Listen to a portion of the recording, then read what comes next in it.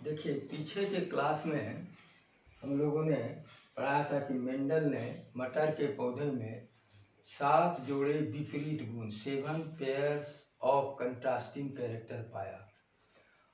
इसमें से आप जो है कमेंट बॉक्स में कुछ क्वेश्चन हम देते हैं, उसका आंसर कमेंट बॉक्स में डालिए ताकि हम देखें कि आप क्या सीखे। इसी पहला question, how many seed characters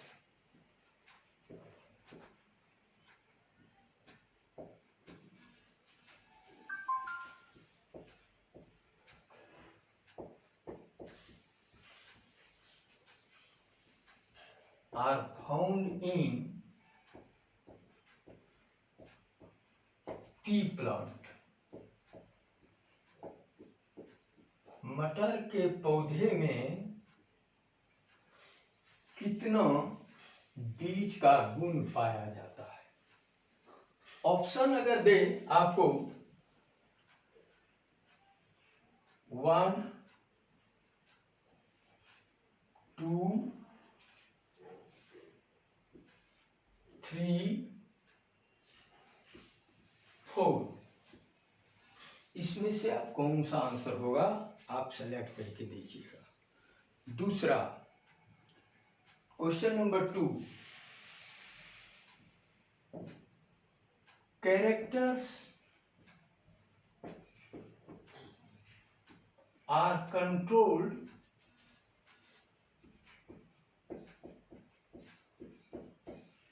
bye.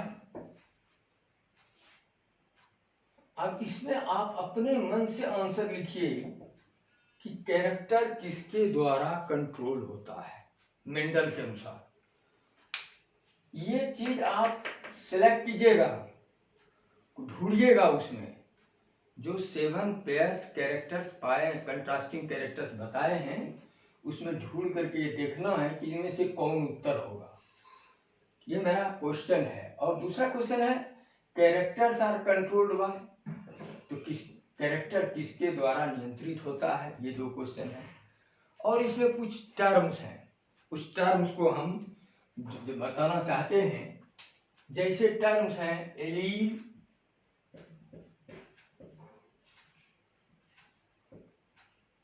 Homozygous,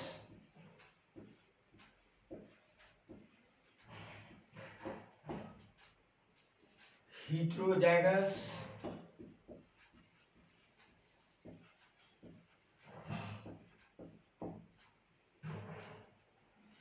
dominant,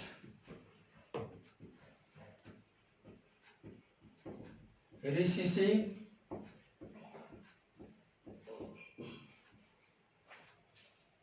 ये सब टर्म है। इस टर्म का कुछ मीनिंग होना चाहिए, समझना चाहिए, तब हम लोग आगे बताएंगे।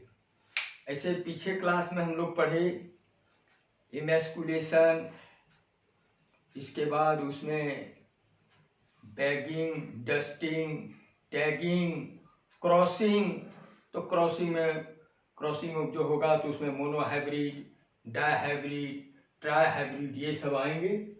ये टर्म पहले हम लोग जानेंगे कि क्या है, तब फिर आगे की चर्चा करेंगे। इसके पहले जैसे कहे आपको, आज का क्लास जो है ना ज्यादातर समझने वाली बात है, समझिए, समझना है। जैसे कहे कि प्योर का क्या माना हुआ, क्या प्योर?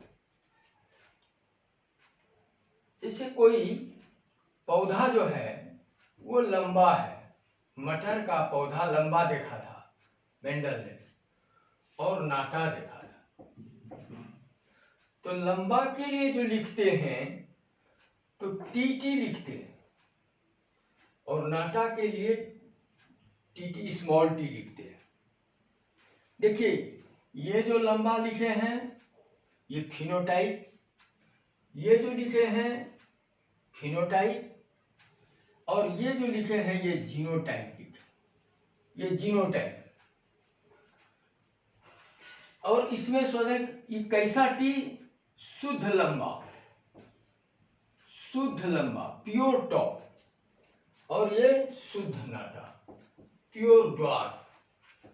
2 चीज, प्योर टॉल 2 कैपिटल टी, शुद्ध नाटा प्योर ड्वार्फ 2 स्मॉल टी। इसका क्या माना, क्या प्योर कहेंगे? कहता है, मेंडल ने कहा और किया एक्सपेरिमेंट भी कि लंबा को अगर फिर इसको बार बार अगर क्रॉस कराएंगे तो हर हमेशा इसके क्रॉस से लंबा ही निकलेगा, लंबा ही प्राप्त होगा, प्योर टॉल ही होगा। टॉल को क्रॉस करेंगे तो फिर टॉल ही होगा, अगर ड्वार्फ को क्रॉस करेंगे तो ड्वार्फ ही होगा। तो इसलिए अगर ये प्यूरिटी हो जाएगी इसमें, लंबा को फिर लंबा क्रॉस हुआ तो वह लंबा ही देगा, नाटा जो है नाटा ही देगा, तो इसको कहेंगे प्योर। ये प्योर का यही मेनली डिफिनेशन है, यही है प्यूरिटी इसका मेन। अब देखिए इसमें और तब एक जोड़ा जाए term genotype phenotype, phenotype genotype, ये टर्म है। अब सबसे पहले है एलील। एलील की क्या परिभाषा है? 2 alternative forms of a gene are called allele. 2 alternative form of a gene are called allele. इसका क्या माने हुआ कि जीन का वैकल्पिक रूप, जीन का वैकल्पिक रूप एलील है। जीन का वैकल्पिक रूप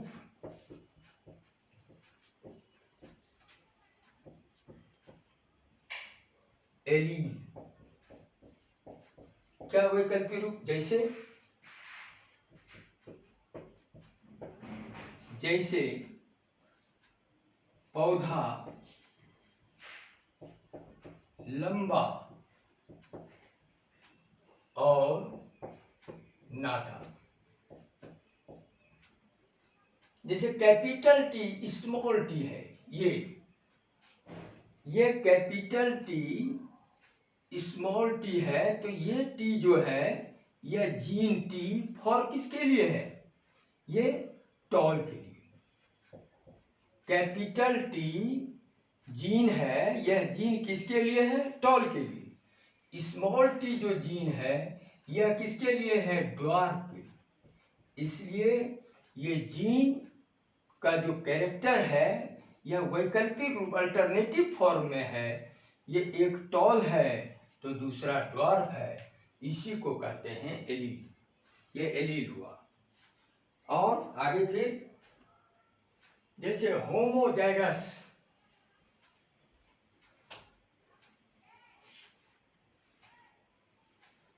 अभी देखिए जैसे पौधा लंबा है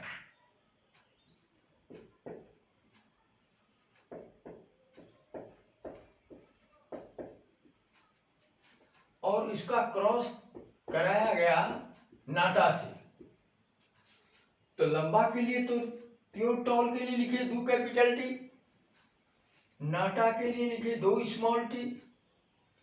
इस दोनों को क्रॉस किए तो कैपिटल टी स्मॉल टी प्राप्त हुआ। तो ये जो है ये हाइब्रिड है, यही हाइब्रिड है। 2 वेराइटीज का क्रॉस, 2 वेराइटीज का क्रॉस ये हाइब्रिड है, और यही हाइब्रिड कहलाता है F1 जनरेशन। F1 generation. और देखिए यह हाइब्रिड है, F1 जनरेशन है, पहली पीढ़ी, इसको कहते हैं फर्स्ट फिलियल जनरेशन।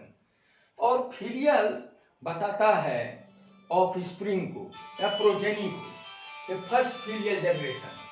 अब जैसे इस कैपिटल टी स्मॉल टी है इस दोनों में, तो ये दोनों जीन असमान हैं, डिसिमिलर है। अगर डिसिमिलर है, एक कैपिटल है एक स्मॉल है, तो डिसिमिलर अगर जीन है तो इसको कहते हैं हेटेरोजाइगस। अगर ये दोनों जीन समान होते, जैसे कैपिटल टी, ये कैपिटल टी दूगो होता, तो ये सिमिलर जीन है, समान जीन है, तो समान जीन होगा तो उसको कहेंगे होमोजाइगस, और जो डिसिमिलर और समान जीन होगा उसको कहेंगे हेटेरोजाइगस। देखिए होमोजाइगस, होमोजाइगस समान जीन संरचना, समान जीन संरचना, जैसे तो कैपिटल टी दिखे, ये होमोजाइगस, होमोजाइगस है। ये भी हो सकता है दो स्मॉल टी एक समान जीन है, ये दोनों एक समान है, तो ये भी हुआ होमोजाइगस। और हेटेरोजाइगस, हेटेरोजाइगस असमान जीन संरचना, डिसिमिलर जीन स्ट्रक्चर।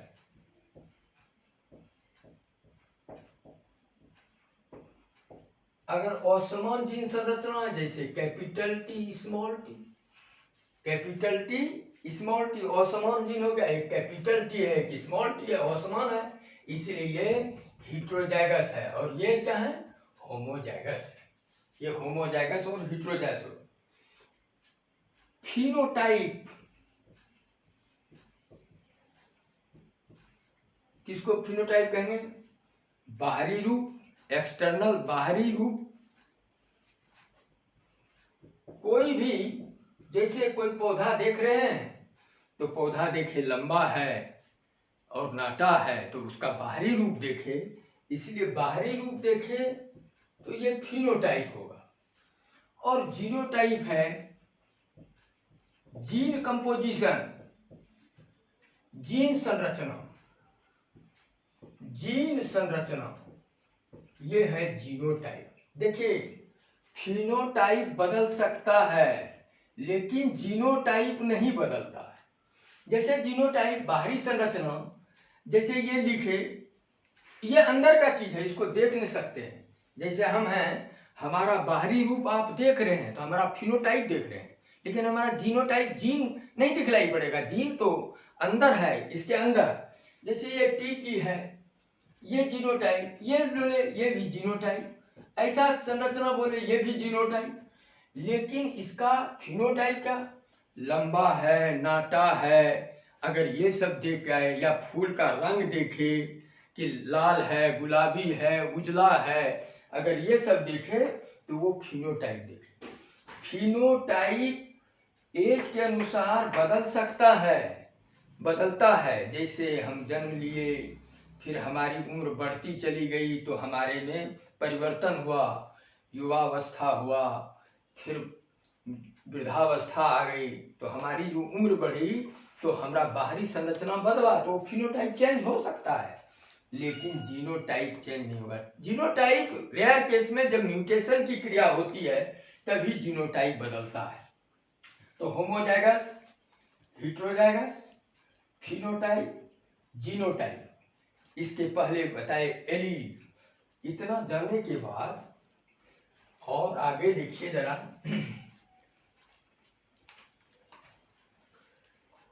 जैसे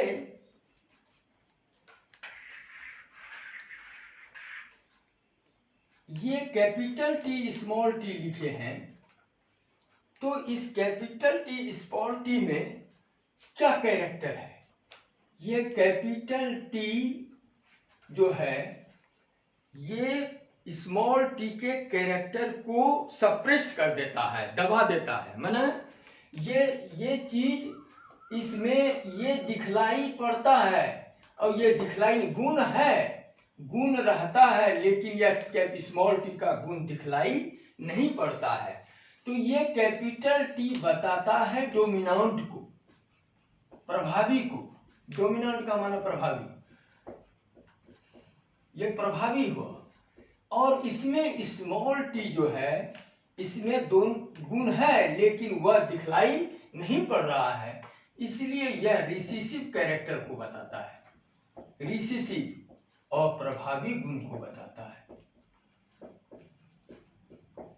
फिर याद कर लीजिए, यह कैसा है, तो यह हेटेरोजाइगस है।